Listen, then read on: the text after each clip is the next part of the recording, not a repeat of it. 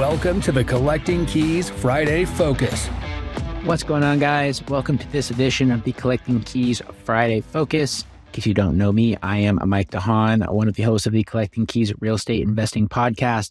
And Dan and I, we record these Friday episodes every week to kind of do a deep dive on a different topic that is relevant for us at the time.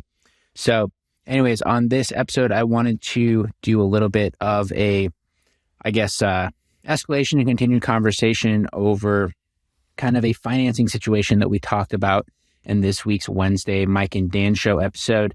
So if you listen to that episode this past Wednesday, you heard us talk about how one of our lines of credit had been called by one of the financial institutions that we worked with. We had a $100,000 line of credit with them. We had used it heavily throughout the last year. It was an unsecured line of credit, and we went to pull some more money out of it. And they basically told us that they're not going to let us do that and that they were going to be ending our line for no reason other than risk mitigation.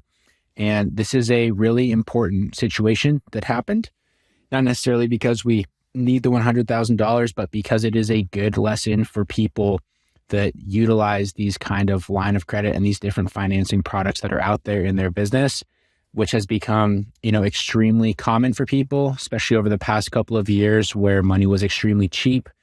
Banks were heavily looking to get as much yield as they could while rates were so low, and they were giving out money like candy. And it's always been said by kind of like the OG businessmen and investors that, be careful, they can call these lines at any time. And people have always said like, oh, it doesn't happen. If you're paying the bill, they won't care, all that sort of stuff. And this has been proven the complete opposite. We paid it on time. We used the line. They were making money off of us. And they just decided that they didn't want to continue working with us as a business. So, good warning for everybody that they can happen. The stuff that the old school business people warn you about, there's a reason they warn you about those things. They can happen, and it does happen and happened to us. So anyway, I wanted to spend this show diving into going into 2023 as the recession kind of continues or starts. I don't really know where we're at. There seems to be contradictory things out there being said by people, but kind of how to go about lining up financing and managing financing going into this next phase of the economic cycle, and some ways that you can make sure you can keep being productive and you can keep growing your business. If you rely on financing at all, if you're a real estate investor, you more than definitely do. So anyway, going into 2023, when it comes to financing, whether it's long-term financing, lines of credit, things like that, relationships are going to be more important than ever before. I know that it's been said by a lot of people that this business is built on relationships.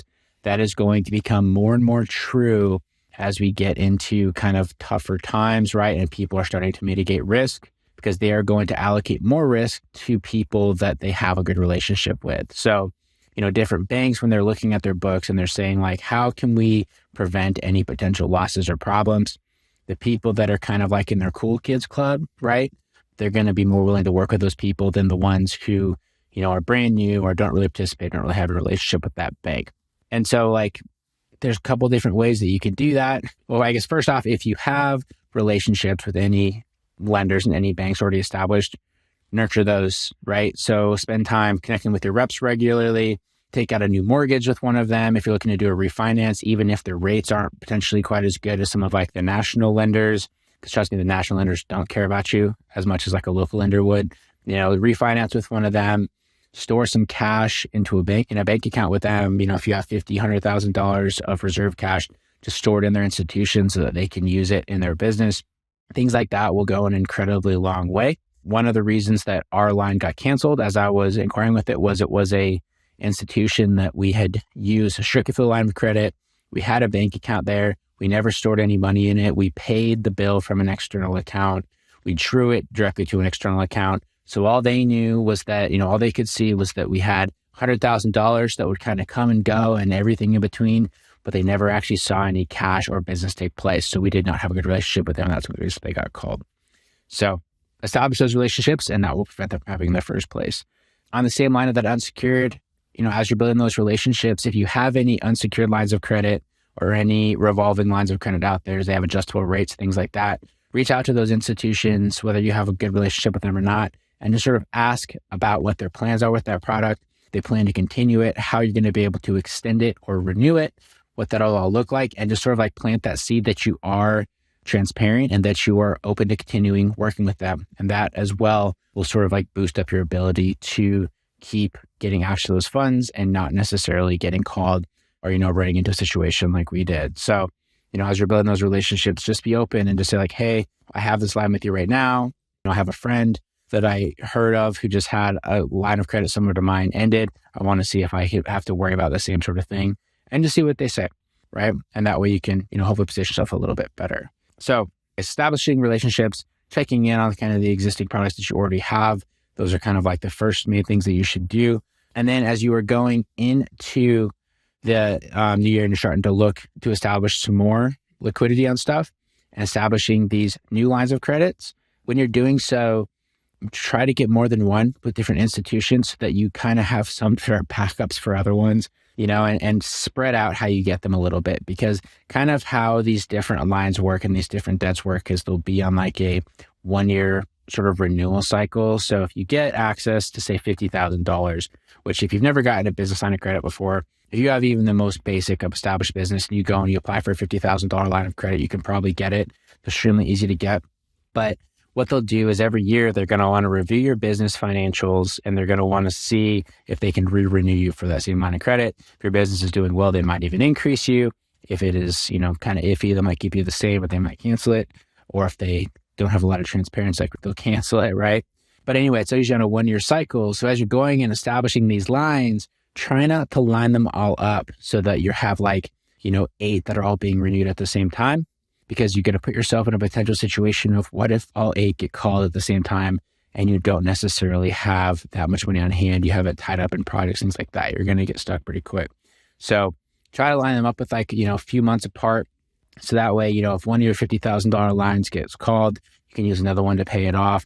Obviously, that's not an ideal situation, but if you're using it responsibly and you do have payoff plans for these, it can be a way to buy you some more time if needed. But, now is going to be a good time to start going out and seeking these lines so that you have that little bit more liquidity, because there are going to be opportunities coming. And when you're using these lines, like I said, make sure that the way that you're using it is for parts of your business that you have a near certain ROI, or at least an easy way to get your money back, right? So whether that's, putting it into a property, put that into like the equity portion, not necessarily the renovation portion. So that way you should at least be able to get that back in. I don't know if you have to liquidate the property, but using it for marketing, or systems, use it for marketing and systems that you have an established, consistent return on investment. Don't necessarily use it for exploration parts of your business that you're not sure if they'll work. And all of a sudden you're going to try to figure out how to cough up that money that you never got back for whatever I was trying to use. But, save that stuff, like the exploration stuff, for cash on hand that you have. It's just a little bit less risky, and save the lines of credit for when you're trying to scale up the system that you already know are working, so you can at least get some money back. And then as you start to sort of pursue these and you're building these relationships, you're spending this money, you're looking to try and get more leverage to build your business.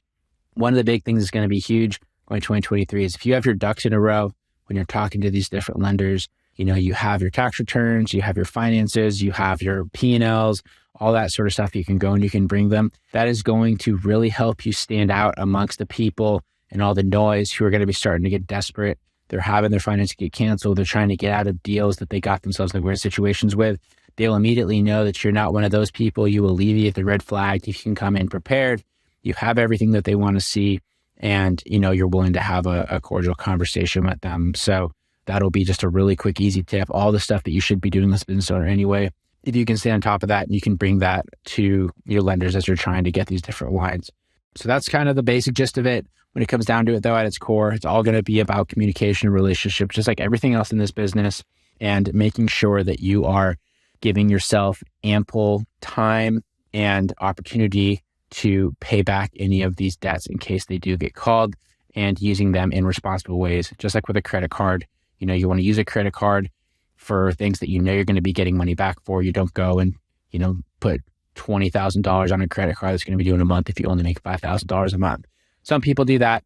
That's irresponsible. Don't be that person. Lines of credit and these different kind of financing are exactly the same.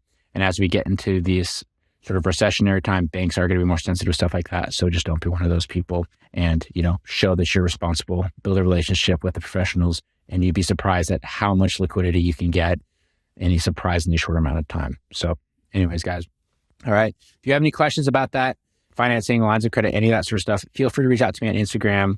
I'm at Mike_invest. I love to chat with people. I'm always willing to, exchange pointers, help people get started, all that sort of stuff. I do have different contacts that can help with these sort of things as well if you're looking to sort of get these initial financing and lines sort of set up. So go ahead and shoot me a DM on Instagram at Mike_invest if you want to hear about that. And then if you want to start getting off-market leads so you can wholesale properties, buy off-market properties at huge discounts, just like Dan and I do every single week, you can go to collectingkeyspodcast.com/free and get our free 5-step guide to start generating off-market leads. And that should be able to get you started right away. On top of that, we are doing a bunch of new coaching stuff going into this new year. We are really going to start ramping up the opportunities that we help other people find and the services that we provide to people who want to take their investing seriously. So go to collectingkeyspodcast.com/store and you can get a basic outline of everything that we provide there. Thanks so much for listening, and I'll talk to you guys next week. Thanks for listening to this Collecting Keys Friday Focus. Be sure to subscribe wherever you listen to your podcasts.